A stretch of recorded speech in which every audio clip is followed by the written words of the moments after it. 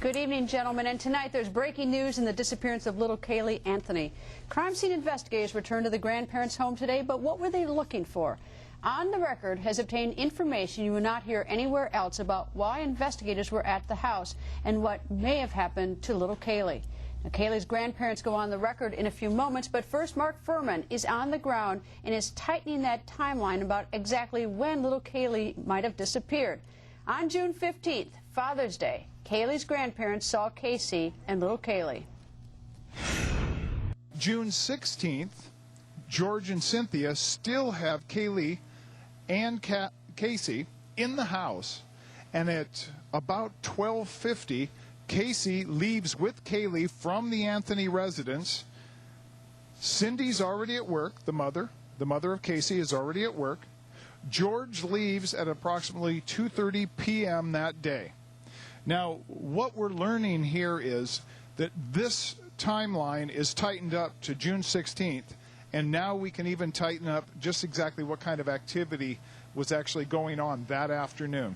Later in the afternoon, starting at about 3 o'clock, we have a source that has shown us that there is a flurry of cell phone activity from Casey's phone. Some of those calls, 6 in a row, that are just a minute or two apart, trying to get a hold of her father, 6 phone calls to her mother, and 2 other individuals which we are not describing at this time. Now, the activity ceases for about 2 hours at about 4 o'clock, and then continues several other phone calls to the mother, the father, and a couple other individuals between about 6 and about 7:30. There are no other calls until the next day. That would be the 17th. Now, there's new information also that tightens this timeline up. We've talked about the shovel, that right next door in that house right there, Casey Anthony went to that house and borrowed a shovel. It hasn't been disclosed what day. We feel it's important, and so does our source, that we tighten up this timeline so people that might have some information during this short 2-day period, they might come forward because something that they passed off as information that was possibly not important now becomes important. Casey Anthony went to that house on the 18th of June.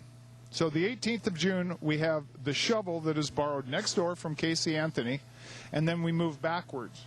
Now, on that day, June 18th, there's also another flurry of phone calls, short, reaching out phone calls. Now, you can't theorize, you can't speculate on what all this means, but we have now some of the most important items in this case have been reduced. Instead of from June 9th to an unknown date sometimes in July, now we've tightened this up to between June 16th at 12:50 p.m. to sometime in the afternoon of June 18th on Wednesday, when Casey Anthony borrowed the shovel. Former LAPD homicide detective Mark Fuhrman is live on the ground in Orlando. Mark, I want to talk to you about the timeline, but in a second. But first, let me go to the search today. CSI was there today. Do you know how long, whether they recovered anything, and what they were doing? Well, it looked like they were here for a couple hours, and the information we got is they were using black lights to try to identify specimens, and that would be blood, urine, semen, anything that would be of evidentiary value. We don't know exactly how many rooms they searched, but they were there for about a couple hours, and they did take, it looked like they took window blocking panels so they could have complete darkness when they're using this the black light. So that's all we know thus far. Mark, I know it's a tough case. I know that the Sheriff's Department, who's leading this investigation, really wants to solve this and find this child. But it is August 6th that they're conducting this investigation, and a lot of people have been through that house. Even we've been through that house. Is there any explanation why they didn't search the house on July 15th? Well, we could be critical of this, but, with these kinds of investigations, that they're really not alerted. We've just tightened up the timeline between the 16th of June to the 18th of June, where there's an activity that we can identify as unusual, and they're notified July 15th, and by the time they get rolling, they're already a month behind. So, that's tough on them. So, as the investigation proceeds and they get new information, or they work some kind of information into where they think they could have evidence, they write a search warrant, and it's not unusual. I mean, it's really not. It's not like they have, victims that are deceased in a home where they're expected to write search warrants immediately for phones, cars, houses, and outbuildings. So it's not disturbing to me to see this happen in this progression or this slow process. All right. Now, the grandparents, are they cooperating fully with law enforcement? From our information, they are absolutely. They're cooperating, and of course, they hope that Caylee's still alive, as we do. But the longer that we have no information about the whereabouts of Caylee from Casey, the mother, then of course, that's the problem. She holds the information, if she does, about the whereabouts of Caylee or just exactly what happened to her. But the parents. The grandparents seem to be cooperating, yes. All right. Now, the business about there's a pool in the backyard, and there's something about a ladder connected to the pool. And in fact, if you can just scan over, I've actually got a picture so you can explain the significance of new information on the ladder and the pool in the backyard. What is the story on this ladder?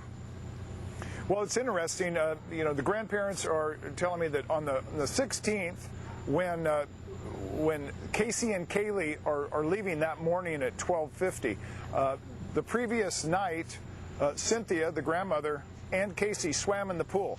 After they were done, they take the ladder, which snaps off, and then they take the ladder away from the pool so Caylee can't climb up it by herself. Now, nobody swam in the pool after that night on Sunday. Nobody swam there on Monday. And then Tuesday morning, they noticed that the ladder was back up on the pool, hooked up, and the gate on the side of the house was open. So it's interesting information considering the activity that preceded that on the day before. And as well, the significance worthy of investigation is that it happens within the important part of the timeline, at least as what we believe to be important now, between the 16th of June, which is the Monday, and the 18th of June, Wednesday, that you outlined.